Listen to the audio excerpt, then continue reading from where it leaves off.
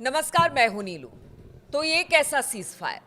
हम इसलिए कह रहे हैं क्योंकि पिछले 4 दिनों में ईरान में हमले हुए हैं। ये हमले कौन कर रहा है, कैसे कर रहा है, क्या ईरान को प्रोवोक करने की कोशिश की जा रही है, और साथ ही साथ तेल व्यापार पर आने वाले दिनों में बड़ा असर पड़ सकता है अगर ईरान ने कुछ बड़े कदम उठाए। ये कदम क्या हो सकते हैं? बातचीत करने के लिए मयंक मेरे साथ है। मयंक, सीज फायर ये कैसा सीज फायर है कि 4 दिन में 4 हमले होते हैं? कहां से हमले हो रहे हैं, कैसे हमले हो रहे हैं?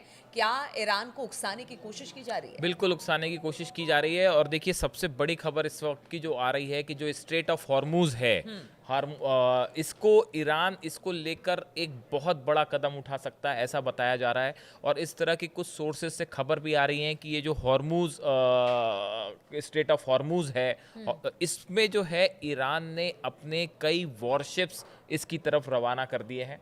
और इसके साथ ही जो बहुत बड़ी खबर है कि यहाँ पे ईरान ने हॉर्मूज की जो खाड़ी है, यहाँ पे सी माइंस, मतलब बारूदी सुरंगें बिछानी शुरू कर दी हैं। ये कैसे होता है, ये थोड़ा सा गौर करने वाली बात है। देखिए, ये जो स्ट्रेट ऑफ हॉर्मूज है, पहले तो आपको समझना पड़ेगा कि ये है क्या।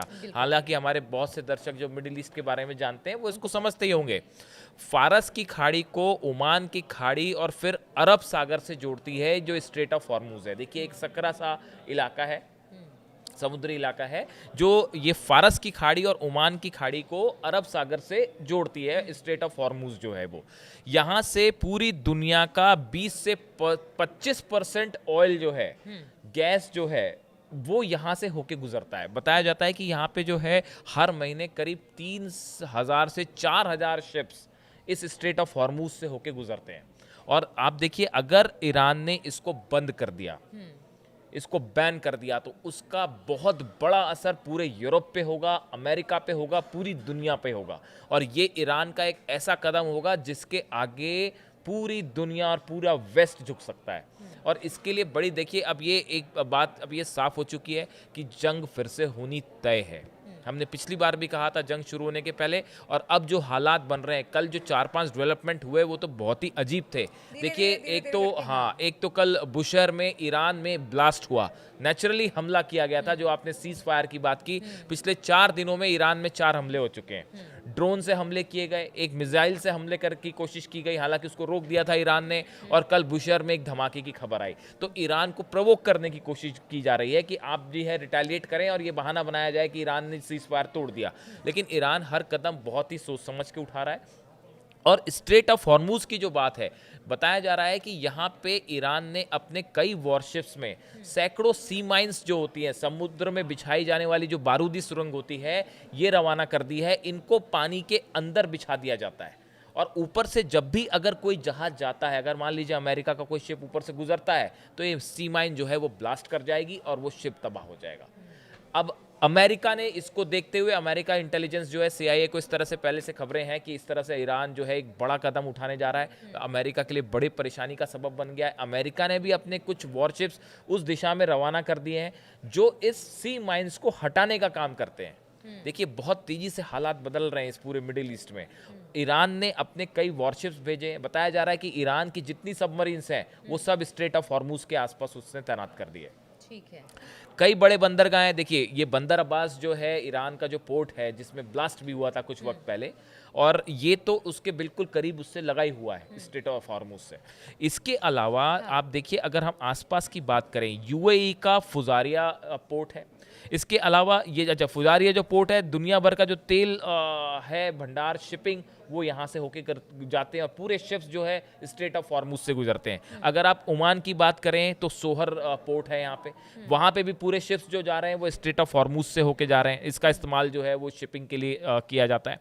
इसी तरह से अगर कतर की बात की जाए तो कतर का रास लफान जो पोर्ट है, ये यहाँ पे एलजी और काफ़ी सारी चीज़ें, गैस जो होता है, वो इस पोर्ट पे पहुँचती हैं स्ट्रेट ऑफ हॉर्मूज से।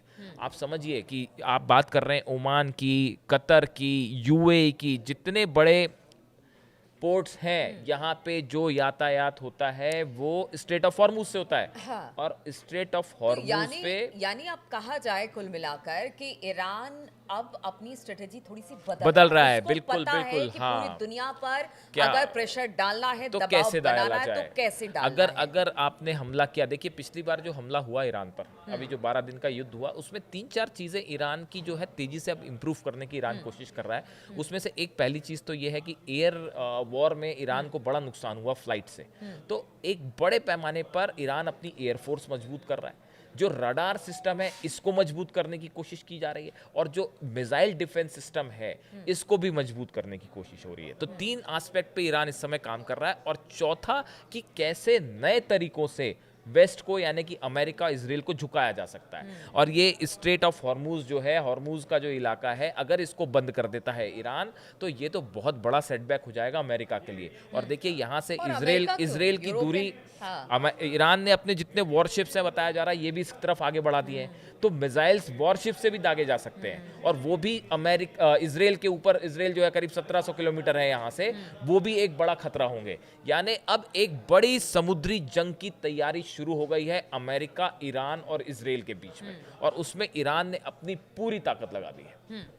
तो देखिए, समुद्री जंग की तैयारी अब शुरू कर दी गई है, लेकिन इस समुद्री जंग में सिर्फ ये नहीं कि वहां पर मिसाइल ही गिराई जाएगी या वहां से एक वॉरशिप जिस तरह से आगे बढ़ रही है तो वहां पर हथियारों से ही हमला किया जाएगा, बल्कि अब एक तरह से प्रेशर बनाने की कोशिश है कि जो तेल का एक बड़ा व्यापारिक केंद्र है ईरान, वहां से अगर इस तरह से चीजें होती हैं कि जिस रास्ते से तेल का व्यापार अलग अलग देशों में होता है, अगर उसे बंद कर दिया जाए या वहां पर अपनी स्ट्रेटेजी के तहत ईरान बैठा है और किसी तरह से नुकसान वहां पर पहुंचा सकता है अमेरिका, इजराइल और बाकी देशों को, तो फिर इस पर भी नजर रहेगी कि आखिर ये नुकसान कितना बड़ा होगा। अब देखिए, लगातार युद्ध की तरफ एक बार फिर से ईरान और इजराइल आगे बढ़ रहा है, और किस तरह से हालात दिन पर दिन बदलते चले जा रहे हैं, इस पर लगातार हम